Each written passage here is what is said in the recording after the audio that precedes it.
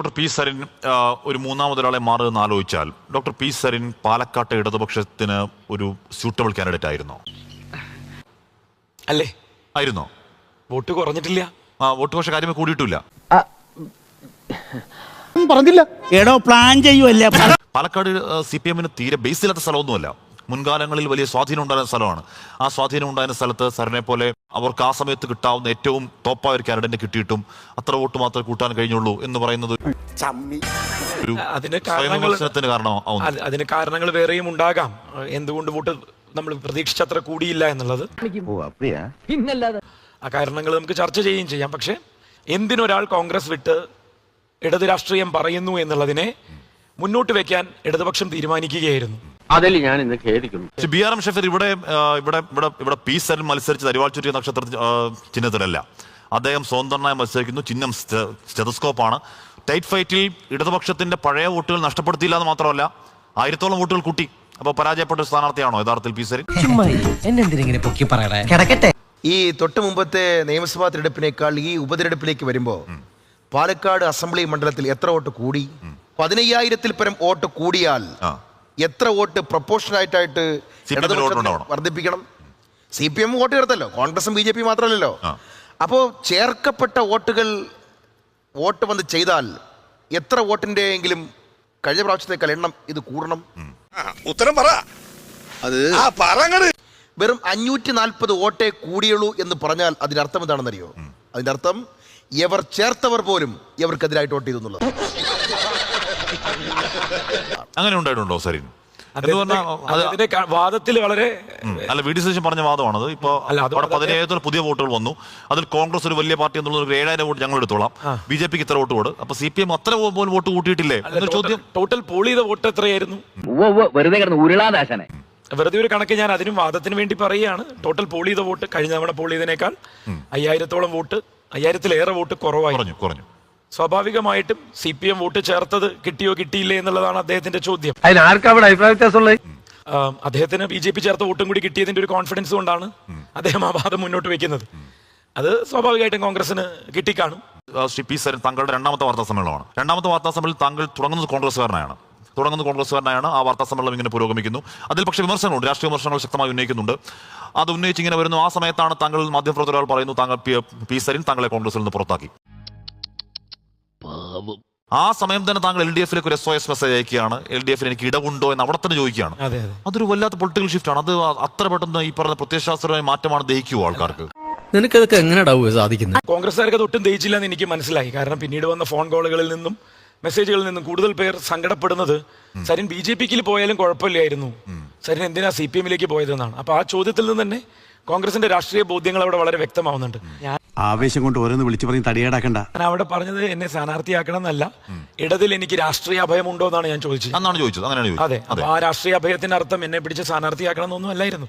അത് സംഭവിച്ചു പോയതാണ്. ഡോക്ടർ പി സരിന് പാലക്കാട് UDF-ന്റെ സ്ഥാനാർത്ഥിയാവണം എന്ന ആഗ്രഹം ഉണ്ടായിരുന്നു.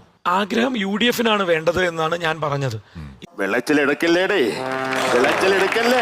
ഇതുപോലെ ഒരു കാൻഡിഡേറ്റിനെ കൂടി പരിഗണിക്കാനുള്ള സാധ്യതയുണ്ടോ എന്ന് പരിശോധിക്കണം. അത് മാത്രമാണ് പറയാനുള്ള അവകാശമുള്ളൂ എന്നും ആ അവകാശത്തിന്റെ ഉള്ളിൽ നിന്ന് മാത്രമാണ് പറഞ്ഞിട്ടുമുള്ളൂ എന്നുള്ളതാണ് എന്റെ ബോധ്യം. പുറമേക്ക് പൊട്ടലും ചീറ്റലും ഇല്ലാതെ അവതരിപ്പിച്ചിരുന്നു എങ്കിൽ ഇന്ന് 23-ാം തീയതിക്ക് ശേഷം നമ്മൾ ഈ ചർച്ചകളൊന്നും ഇങ്ങനെയല്ലായിരുന്നു ചെയ്യുക. അവിടെ പഴുതിലൂടെ വിജയിച്ചു കയറാൻ പോകുന്നത് ഒരു സംശയവുമില്ലാതെ BJP ആയിരുന്നു. ഞാൻ വീണ്ടും ആവർത്തിച്ച് പറഞ്ഞ കാര്യമാണ്. അല്ലൊരു പരിധി ശരിയാണെന്ന് എനിക്ക് തോന്നുന്നു. കാര്യം ഡോക്ടർ പി സരിൻ പുറത്തേക്ക് വരുന്നു, പിന്നാലെ ഷാനി പുറത്തേക്ക് വരുന്നു, കോൺഗ്രസിലെ അതിർത്തിയുടെ ഒരു നിര പുറത്തേക്ക് വരുന്നുണ്ട്, വാർത്താ സമ്മേളനം നടത്തുന്നുണ്ട്. ഷാഫിക്കെതിരെ രാഹുലിനെ തോൽപ്പിക്കണം എന്ന് തന്നെ ഷാനി പറയുകയായിരുന്നല്ലോ. യഥാർത്ഥത്തിൽ BJP സ്ഥാനത്ത് തോൽപ്പിക്കാൻ പി സരിന്റെ ഒരു സ്ട്രാറ്റജി ആയിരുന്നു അത്. അങ്ങനെ ആലോചിച്ചു? അല്ല, അങ്ങനെയല്ല. ഞാൻ ഇടതുപക്ഷത്തിന്റെ ഭാഗമാവുക എന്ന് പറയുന്നത് ഒരു തേർഡ് ഫോഴ്സ് ആയിട്ട് ഇടതുപക്ഷത്തെ കാണേണ്ടതല്ല, ഈക്വൽ ഫോഴ്സ് ആയിട്ട് ഇടതുപക്ഷത്തെ കാണണം എന്നുള്ള വാദം മുന്നോട്ട് വെക്കാൻ വേണ്ടിയാണ്.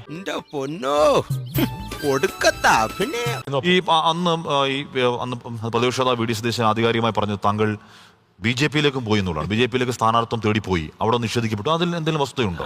അദ്ദേഹം ആധികാരികമായി പറയുന്നത് അദ്ദേഹത്തിൻ്റെതായിട്ടുള്ള ചില അനുമാനങ്ങളായിരിക്കുമല്ലോ. അദ്ദേഹത്തിന്റെ സ്വഭാവത്തിന്റെ വ്യക്തതയിൽ അദ്ദേഹം പറയുന്നതാണ്. അങ്ങനെ അദ്ദേഹം ശ്രമിക്കുമായിരിക്കും, കോൺഗ്രസ്സുകാർ ശ്രമിക്കുമായിരിക്കും. അതേ ആരോപണം എന്റെ നേർക്ക് രാഷ്ട്രീയമായിട്ട് അദ്ദേഹം 1 തവണയോ 2 തവണയൊക്കെ പറഞ്ഞു എന്ന് ഞാൻ പറഞ്ഞ സംഘപരിവാർ വിരുദ്ധ ക്രെഡൻഷ്യൽ വെച്ച് അറിയുന്നവർക്ക് അത് അവിശ്വസിക്കാനേ പറ്റുള്ളൂ. പക്ഷേ BJP-യുടെ നേതാവ് ഡോക്ടർ ബി ഗോപാലകൃഷ്ണൻ സ്ഥിരീകരിക്കുന്നുണ്ടായിരുന്നു. അദ്ദേഹമല്ലേ നല്ല നേതാവാണ്. ഇനി ആരും സൂത്രം കാണിച്ചു കേട്ടാ. സരിൻ BJP-യുടെ നേതാക്കന്മാരുമായി ബന്ധപ്പെട്ടിരുന്നു എന്നുള്ളത് ഒരു യാഥാർത്ഥ്യമാണ്. അത് നിഷേധിക്കാൻ പറ്റില്ല. BJP സരിനെ വേണമോ ആരെ വേണം എന്ന കാര്യം ഞങ്ങൾ ഇപ്പോഴും തീരുമാനിച്ചിട്ടില്ലല്ലോ. സരിനെ വേണോ വേണ്ടയോ എന്ന് തീരുമാനിക്കണമെങ്കിൽ പാലക്കാട് തെരഞ്ഞെടുപ്പിൽ ആര് വേണമെന്ന് BJP പ്രഖ്യാപിച്ചാലല്ലേ. BJP ഇപ്പോഴും പ്രഖ്യാപിച്ചിട്ടില്ല. പറഞ്ഞത് കേട്ടോടാ, അന്തസ് വേണോടാ, അന്തസ്. ഞാൻ പറഞ്ഞത് വളരെ കൃത്യമല്ലേ. BJP വളരെ കൃത്യമായിട്ടുള്ള ഒരു തീരുമാനം എടുത്തിട്ടുണ്ട്. ആ തീരുമാനം ഞാനത് നേരത്തെ പറഞ്ഞു. BJP എടുത്തിട്ടുള്ള തീരുമാനം കഴിഞ്ഞ 6 മാസമായിട്ട് സംഘടനാ പ്രവർത്തനത്തിൽ നാട്ടിലെ ജനങ്ങളുടെ മുമ്പാകെ അവതരിപ്പിക്കപ്പെട്ട സംഘടനയുടെ നേതാക്കന്മാർ അവിടെയുണ്ട്. അവരെയാണ് BJP മുന്നോട്ട് വെക്കുന്നത്. ഏതായാലും കള്ളി വെളിച്ചത്തായി. ഇനി എന്തിനാ സുഖ ഈ ഒളിച്ചുകളി? നിങ്ങൾ ചോദിച്ചത് സരിൻ ബന്ധപ്പെട്ടിട്ടുണ്ടോന്നാണ്. ബന്ധപ്പെട്ടതിനാണ് ഞാൻ പറഞ്ഞത്. സരിൻ ബന്ധപ്പെട്ടിട്ടുണ്ട്. തീരുമാനം എനിക്ക് പറയാൻ പറ്റില്ലല്ലോ. ഞങ്ങൾക്ക് സരിനെ വേണ്ട എന്നൊന്നും എനിക്ക് പറയാൻ പറ്റില്ല. അത് പറയേണ്ടത് അഖിലേന്ത്യാ നേതാക്കന്മാരാണ്. ആകെ ചളമായി. ഇനിയിപ്പോ എന്തോ ചെയ്യും? വേണമെങ്കിൽ സരിനെ ഇടതുപക്ഷം എടുത്തോട്ടെ. പക്ഷെ ഇടതുപക്ഷം മനസ്സിലാക്കണം, ഞങ്ങളടുത്ത് വന്ന് ഞങ്ങൾ നിരാകരിച്ച വ്യക്തിയാണ് സരിൻ. BJP നേതാക്കൾ താങ്കളെ സമീപിച്ചിരുന്നു സ്ഥാനാർത്ഥിയാക്കാൻ വേണ്ടി. പത്രസമ്മേളനം ഞാൻ 11:45 എന്ന് പറയുന്ന ആദ്യത്തെ ദിവസത്തെ പത്രസമ്മേളനം, ആ 11:45 എന്നുള്ള പത്രസമ്മേളനത്തിന് പത്രക്കാരെ അറിയിച്ചതിന്റെ 10ാമത്തെ മിനിറ്റിൽ 15ാമത്തെ മിനിറ്റിനുള്ളിൽ 2 ഫോൺ കോളുകൾ എനിക്ക് വന്നു. എനിക്കൊന്നും മനസ്സിലാവില്ല. അതൊക്കെ പറയാം. ഞാനത് പറയുകയും ചെയ്ത കാര്യമാണ്. അവരെന്നെ വിളിക്കുമ്പോൾ ഞാൻ അവരോട് ചിരിച്ചുകൊണ്ട് പരിഹാസത്തോടുകൂടി കലർത്താവുന്ന പുച്ഛം കലർത്തിക്കൊണ്ട് തന്നെ പറഞ്ഞത്, അതൊരു രാഷ്ട്രീയ ബോധ്യമില്ലായ്മ കൊണ്ടായിരിക്കാം എന്നോട് ഈ ചോദ്യം ചോദിക്കുന്നത്. എന്റെ മറുപടി എന്താണെന്ന് ഞാൻ പ്രത്യേകിച്ച് പറയേണ്ടതില്ലല്ലോ എന്ന് പറഞ്ഞ ഒരാളാണ് ഞാൻ. അയ്യോ, പച്ചവെള്ളം ചവച്ചു കുടിക്കണ പഞ്ചപാവം. അങ്ങോട്ട് ഇറങ്ങിയില്ല. ഇവിടെ ഡോക്ടർ പി സരിൻ അവിടെ നിന്ന് ഇറങ്ങുമ്പോൾ അദ്ദേഹം IT സെല്ലിന്റെ കൺവീനറായിരുന്നു. അവിടെ നിന്ന് ഇറങ്ങിയതിനു ശേഷം ആ പദവിയിൽ ഇന്നേ വരെ കോൺഗ്രസ് ആരെയും സ്ഥാപിച്ചിട്ടില്ല. അതിനർത്ഥം എന്താണ്? ഡോക്ടർ പി സരിൻ ഇരുന്നിരുന്ന പദവി അത്രത്തോളം പ്രാധാന്യം കോൺഗ്രസ് നൽകിയിട്ടുള്ള അതുകൊണ്ടാണല്ലോ. അവിടെ രഞ്ജിത് ബാലിനെ വെച്ചല്ലോ. അതെപ്പോഴാണ് വെച്ചത്? സരിൻ ആരാ ഞങ്ങൾക്ക്? അല്ല, ഞാൻ പറയുന്നത് സരിൻ മാത്രമാണ് ഇന്ത്യൻ നാഷണൽ കോൺഗ്രസിൽ ഇതെല്ലാം കൈകാര്യം ചെയ്യാൻ അതീവ വിദഗ്ധനായിട്ടുള്ള ആളുകൾ ഞങ്ങൾ മാത്രമേ ഉള്ളൂ എന്നാണ് നിങ്ങൾ കരുതിയത്? അല്ല, നിങ്ങൾ അങ്ങനെയാണോ ഈ കോൺഗ്രസിനെ കുറിച്ച് കണ്ടത്? അല്ല, ഡോക്ടർ പി സരിൻ അവിടെ നിന്ന് ഇറങ്ങി. അവിടെ നിന്ന് ഇറങ്ങിയതിന് ഇറങ്ങാൻ കാര്യം എന്താ? അല്ല, അവിടെ നിന്ന് ഇറങ്ങി. ഒരു മിനിറ്റ്, ഈ ചെറുപ്പക്കാരനെ കുറിച്ചുള്ള ഞങ്ങളുടെ പ്രതീക്ഷ എന്താ? എന്താ? ആയിരക്കണക്കിന് ചെറുപ്പക്കാർ, ആയിരക്കണക്കിന് ആളുകൾ ഇദ്ദേഹം പറഞ്ഞത് കേട്ടുകൊണ്ട് പോസ്റ്റ് ഇട്ടവരുണ്ട്. ഇടതുപക്ഷത്തിന്റെ കേസുകൾ പ്രതിയായപ്പെട്ടവരുണ്ട്. ഇദ്ദേഹം പറഞ്ഞു കൊടുത്ത വാചകങ്ങൾ അതേപടി പോസ്റ്റ് ഇട്ടതിന്റെ പുറത്ത് സരിൻ എന്ന് പറയപ്പെടുന്ന ഞങ്ങളുടെ ചീഫിനെ കൃത്യമായി അനുസരിച്ചുകൊണ്ട് ഇട്ടവരുണ്ട്. അവരിന്നും കേസുകൾ പ്രതിയാണ്. ഇദ്ദേഹത്തിന് എന്താണ് ഈ പാർട്ടി കൊടുക്കാത്തത്? ഇദ്ദേഹത്തിന് എന്തായിരുന്നു പാരമ്പര്യം? ഇദ്ദേഹം നിയമസഭയിൽ മത്സരിച്ച ആളല്ലേ? ഇദ്ദേഹം പഞ്ചായത്തിൽ മത്സരിച്ച ആളൊന്നുമല്ല. ഇദ്ദേഹം നിയമസഭയിൽ മത്സരിക്കുമ്പോൾ ഇദ്ദേഹത്തിന് എത്ര കൊല്ലത്തെ പാരമ്പര്യമുണ്ട്? ഈ പാർട്ടിക്ക് വേണ്ടി അടികൊണ്ടവരും വെടികൊണ്ടവരുമായിട്ടുള്ള എത്ര പേരുണ്ട് ഇവിടെ? അയ്യോ, ഓർമ്മിപ്പിക്കല്ലേ പൊന്നെ. ഈ പാർട്ടിക്ക് വേണ്ടിയിട്ട് രായും പകലും കഷ്ടപ്പെട്ടവർ, ജയിലിൽ കിടന്നവർ. എന്താണ് സരിന്റെ ത്യാഗം? സരിൻ IAS ഉപയോഗിച്ചുകൊണ്ട് തിരിച്ചു വന്നു. ഒരു നല്ല ചെറുപ്പക്കാരൻ നമുക്ക് കിട്ടിയെന്ന് വിചാരിച്ചു. അദ്ദേഹത്തിന് യൂത്ത് കോൺഗ്രസിന്റെ ഭാരവാഹിയാക്കി 1-2 സമരങ്ങളിൽ പങ്കെടുത്തു. അദ്ദേഹത്തിന് ആദ്യം ഒരു പാർട്ടി കൊടുക്കുന്നത് കൈപ്പത്തി ചിഹ്നത്തിൽ നിയമസഭയിൽ മത്സരിക്കാനാണ്. തീർന്നിട്ടില്ല.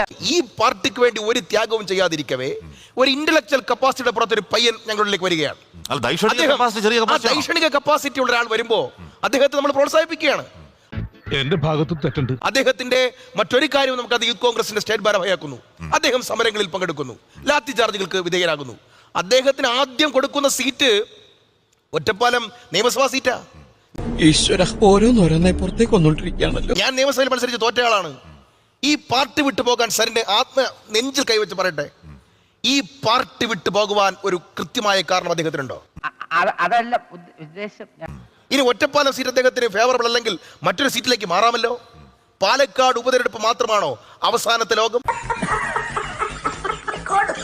ഒരു കാര്യം കൂടി, ഇദ്ദേഹം ഒറ്റ ദിവസം കൊണ്ട് അദ്ദേഹം CPM ആവുകയാണ്. എന്താ നിങ്ങൾ മനസ്സിലാക്കേണ്ടത്? അധികാരത്തിന്റെ കൊതിയല്ലേ?